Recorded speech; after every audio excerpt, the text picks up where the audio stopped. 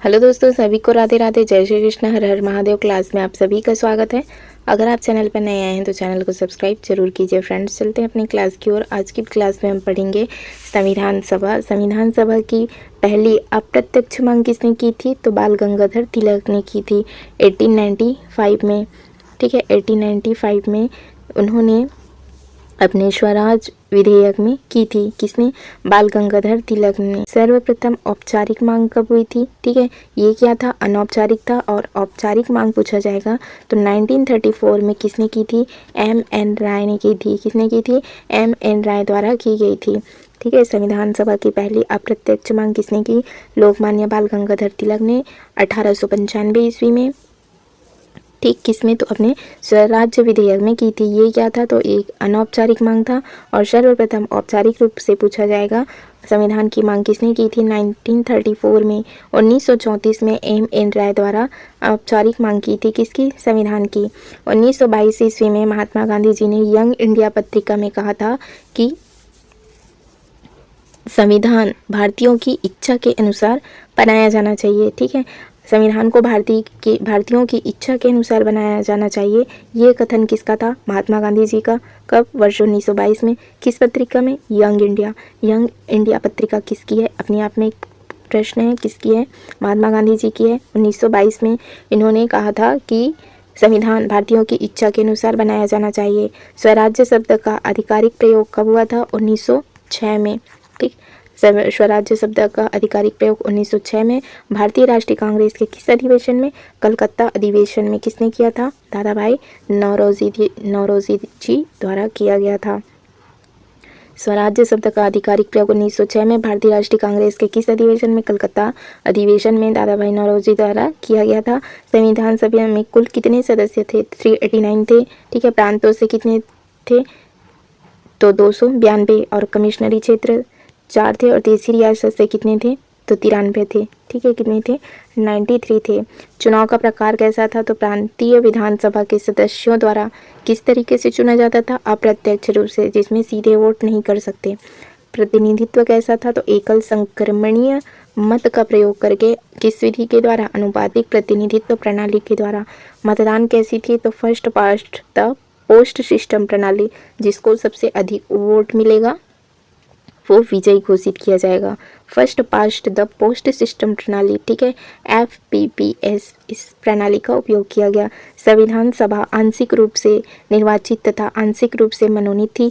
संविधान सभा चुनाव की सीटें 296। ठीक है, 296 सीट। कांग्रेस से कितने थे? 208। मुस्लिम लीग से 73 थे। और शेष सीटें कितने थी? ठीक, तो 15 थी। आप देखेंगे जो इसमें महिला कितनी सदस्य थी? ठीक है, उन 15 महिला सदस्य थी। उनके नाम देखिए, इंपॉर्टेंट है। विजय लक्ष्मी पंडित, राजकुमारी अमृत कौर थी, सरोजनी नायडू थी, सुचेता कृपलानी थी, पूर्णिमा बनर्जी थी, लीला राय, ठीक है, जी दुर्गाबाई, और कौन थी? हंसा मेहता, कमला चौधरी, रेणुका राय, मालती चौधरी, दक्षिणी वेलायुधन। ठीक है, और बेगम एजाज रसूल थी। और कौन थी? एनी मस्करिनी। और कौन थी? अम्पू स्वामीनाथन। संविधान सभा में महिला सदस्यों की संख्या उत्तर प्रदेश में सर्वाधिक कितनी थी? 5। ठीक है, बिहार से 1, मध्य प्रांत से 1, मद्रास से 3, और बम्बई से कितनी? 1, उड़ीसा से 1 थे। ठीक, अगला देखेंगे यहाँ पर दक्षिणी जो वेलायुधन थी वो एकमात्र दलित महिला थी। और बेगम एजाज रसूल ये क्या थी? तो ये मुस्लिम महिला थी। विजय लक्ष्मी पंडित संयुक्त राष्ट्र जो UN की महासभा की प्रथम महिला अध्यक्ष थी।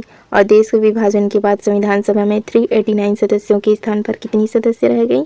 299 है ना, 299 सदस्य रह गए थे, जिनमें से 229 सदस्य कहाँ से थे? प्रांतों से। और 70 सदस्य कहाँ से थे? तो ये देशी रियासत से थे। ये सारी के सारे पूछे जाने वाले प्रश्न ही हैं।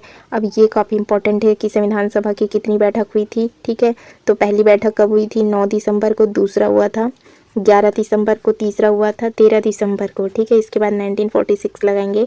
9 दिसंबर 1946 को। दूसरा हुआ था 11 दिसंबर 1946। तीसरी बैठक हुई थी 13 दिसंबर 1946 को। ठीक है, अब ये देखते हैं ये कहाँ हुआ था। ठीक है, तो पहली बैठक हुई थी 9 दिसंबर 1946 को। ठीक है, दिल्ली के असेंबली हॉल में इसको आयोजित किया गया था। मुस्लिम लीग ने इसका क्या किया था, बहिष्कार, और देसी रियासतों के प्रतिनिधि तो इसमें भाग नहीं लिए थे।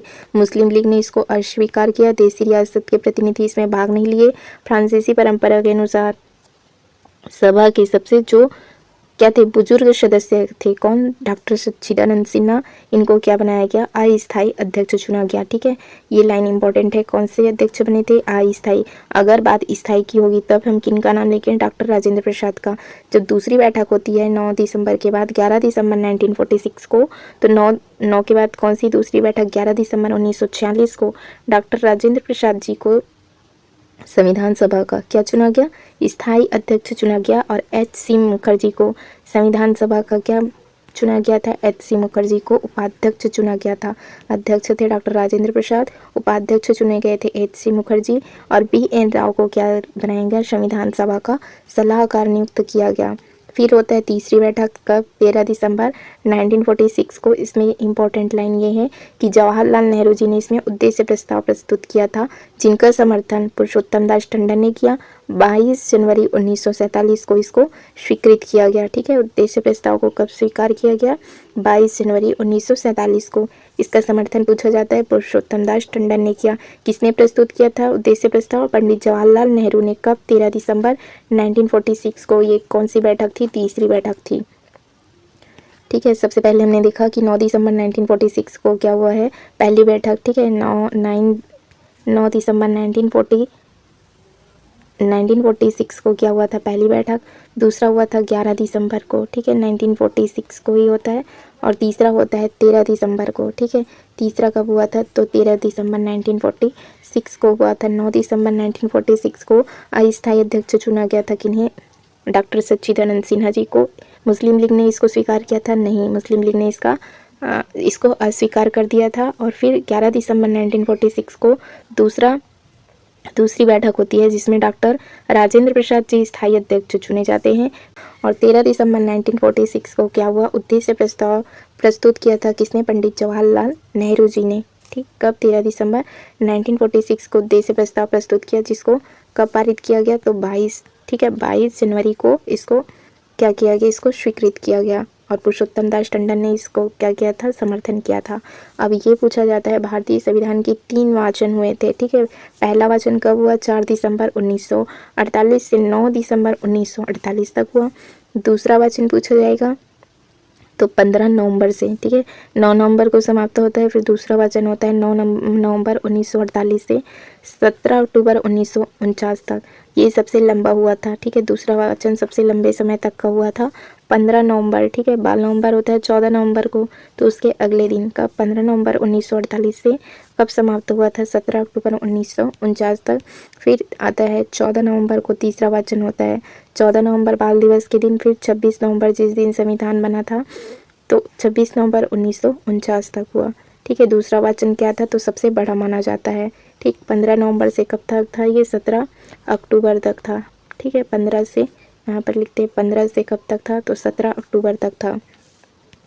फिर देखेंगे संविधान सभा की अंतिम बैठक कब हुई थी, तो 24 जनवरी 1950 को हुई थी। इसी दिन 284 लोगों ने क्या किया था, संविधान पर हस्ताक्षर किए थे। और संविधान का मसौदा तैयार करने में लगा समय, कितने समय लगे थे, तो इसमें 2 वर्ष 11 महीने और 18 दिन लगा था। ठीक है, कुल व्यय खर्च कितना हुआ था, तो 63,96,729 रुपये लगभग हुए थे। मूल प्रतियां हिंदी और अंग्रेजी में। ठीक है, कुल कितने सेशन हुए थे, 11।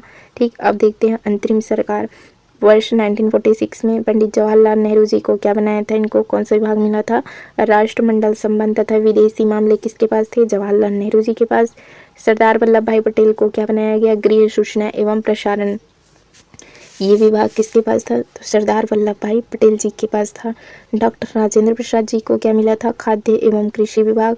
ठीक है, जॉन मथाई उद्योग एवं नागरिक आपूर्ति मिला था। जगजीवन राम को क्या मिला था, श्रम मंत्री। सरदार बलदेव, ठीक है, बल होगा वही क्या कर सकते हैं, रक्षा। और जगजीवन राम को कैसे याद कर सकते हैं हम, जगजीवन, ठीक है, जीवन के लिए क्या करना पड़ेगा, श्रम, तो श्रम मंत्री किनको बनाया गया, जगजीवन राम। जॉन मथाई, इनको क्या मिला था, उद्योग और नागरिक आपूर्ति। ठीक है, आपको सारी आपूर्ति करनी है तो उसके लिए क्या करना पड़ेगा, मथना पड़ेगा।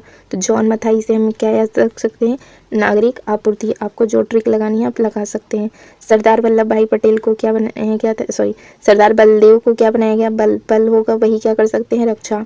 तो ये क्या बने थे, रक्षा मंत्री। ठीक है। CH भाभा, इसको क्या बनाया गया, कार्य खनन एवं ऊर्जा। देखो भाभा रिसर्च सेंटर होता है ना, तो वहीं से याद करेंगे ऊर्जा। ठीक है, खनन एवं ऊर्जा से हम याद कर सकते हैं। CH भाभा को कार्य खनन और ऊर्जा विभाग मिला था। लियाकत अली खां को क्या मिला था, वित्त मामले मिले थे।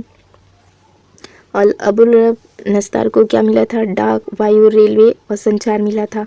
ठीक, देखो यहाँ पर देखेंगे नस्तार पहले तार के माध्यम से क्या मिल जाती थी, चिट्ठी। तो देखेंगे डाक, वायु, रेलवे, संचार। तो अबुल रब नस्तार आ रहा है इनके नाम पर। फिर देखेंगे श्री राजगोपालाचारी को क्या मिला था, शिक्षा एवं कला। ठीक है, शिक्षा एवं कला किसको मिला था, श्री राजगोपालाचारी को। आई चंद्रिंगर, इनको क्या मिला था, वाणिज्य। और फिर देखेंगे अगला, जोगेंद्रनाथ मंडल जी को क्या मिला था, विधि।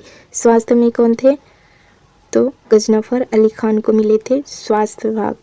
अगला देखेंगे, अंतरिम सरकार के सदस्य वायसराय की कार्यकारिणी परिषद के सदस्य थे। ठीक, इस परिषद के अध्यक्ष किनको बनाया गया, माउंटबेटन, कौन, वायसराय।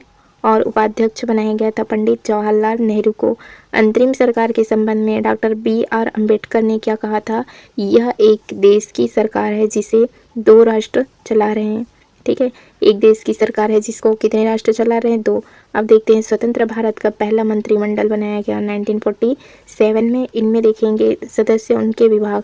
पंडित जवाहरलाल नेहरू जी को कौन सा विभाग मिला था, तो ये क्या थे, पंडित जवाहरलाल नेहरू पहले प्रधानमंत्री। और क्या बने, राष्ट्रमंडल तथा विदेशी मामले। वैज्ञानिक शोध किनके पास था, जवाहरलाल नेहरू जी के पास। सरदार वल्लभ भाई पटेल को मिला था गृह, सूचना, प्रसारण, राज्य के मामले मिले थे। डॉक्टर राजेंद्र प्रसाद को खाद्य एवं कृषि मिला था। मौलाना अबुल कलाम जी बने थे शिक्षा मंत्री। जॉन मथाई को मिला था रेलवे एवं परिवहन। ठीक, ये कौन सा वाला है, तो ये 1947 वाला है। ठीक, अब देखते हैं नेक्स्ट, R.K. शनमुखम चेट्टी को मिला था वित्त मामला। BR अम्बेडकर जी को मिला था विधि मंत्री। ठीक है, इसमें कंफ्यूज नहीं होंगे, विधि। ठीक है, विधि मतलब कानून नियम वाले कौन थे, BR अम्बेडकर। और शनमुखम चेट्टी बने थे वित्त। ठीक है, जो पैसे का मामला था। जगजीवन राम, ठीक है, जीवन के लिए हमें क्या था, श्रम करना है। बलदेव, ठीक है, तो रक्षा के लिए बल चाहिए। राजकुमारी अमृत, अमृत आ रहा है इसके नाम पे, तो अमृत स्वास्थ्य के लिए क्या चाहिए, अमृत। ठीक है, तभी स्वास्थ्य अच्छा रहेगा, तो इसे हम याद रख सकते हैं कि राजकुमारी अमृत कौर स्वास्थ्य मंत्री। CH भाभा वाणिज्य मंत्री। और फिर देखेंगे रफ़ी अहमद किदवई, ये क्या थे, तो संचार मंत्री बने थे। डॉक्टर श्यामा प्रसाद मुखर्जी उद्योग एवं आपूर्ति। और VN गार्ड के लिए क्या बने थे, कार्य खान एवं ऊर्जा। ठीक है, ये वाला ऊर्जा 1947 का है। और उस वाले में जब ऊर्जा आएगा तो किसको लगाएंगे हम, भाभा। आप देखते हैं संविधान सभा के ने 26 नवंबर, कब, 26 नवंबर 1949 को संविधान को अंगीकृत किया गया था। ये कितनी बार पूछा गया है। ठीक है, और लागू पूछा जाएगा तो 26 जनवरी 1950 को। ठीक है, 26 जनवरी 1950 को लागू हुआ था संविधान। ठीक है, और अपनाया कब किया था, तो 26 नवंबर 1950 को इसको अंगीकृत किया गया था। ठीक, इस दिन संविधान के कितने अनुच्छेद, 16 अनुच्छेद लागू हो गए थे। कौन कौन से अनुच्छेद थे, अनुच्छेद 5, 6, 7, 8, 9।